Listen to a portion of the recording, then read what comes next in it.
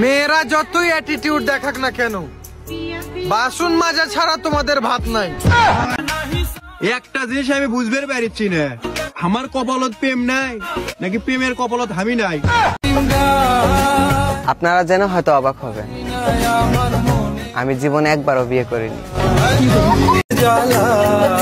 আচ্ছা, আমার সাদা মনে একটা প্রশ্ন, ব্যাংকে যদি একটা বউ রাখি তাহলে 5 বছর পরে শুধু আসলে কয়টা বউ পাই? কালকে রাইতে স্বপ্নে দেখছি আমার ভবিষ্যৎ বাচ্চা এসে আমাকে বলতেছে, আব্বু তুমি চেষ্টা চালিয়ে যাও, আম্মু এই টিকটকেই আছে। মানুষে ঠিকই কয়, পোলাপান বিয়া করলে বন্ধু বন্ধুরে ভুলা যায়। আজকে আমার বন্ধু আমারে বলক মারা দিল, তুই কালে আমারে বলক মারলি না রে বন্ধু, আমগুলো একটা কালে সম্পর্ক তারে দাপন করে দিলে। কি এমন ভুল করছি আমি? তোর বউর ঈদ মোবারক লিখতে যাই আই লাভ ইউ লিখ খেলাইছি, তুই আমারে বলক মারা দিলে, মানুষ চিনলি না। একটা কথা বলি, মনোযোগ দিয়ে শুনো। মানুষ সম্পর্ক নষ্ট করার লিগেই মিথ্যা অপবাদ দেয়। দুনিয়ার যত কিপটা সবগুলো আমার ফ্রেন্ড লিস্টে, সাথে আপনিও।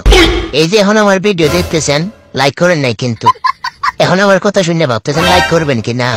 আহা শোনাবো আমার এতে সালামি দিবানে, লাইক করেন, হ্যাঁ লাইক করেন।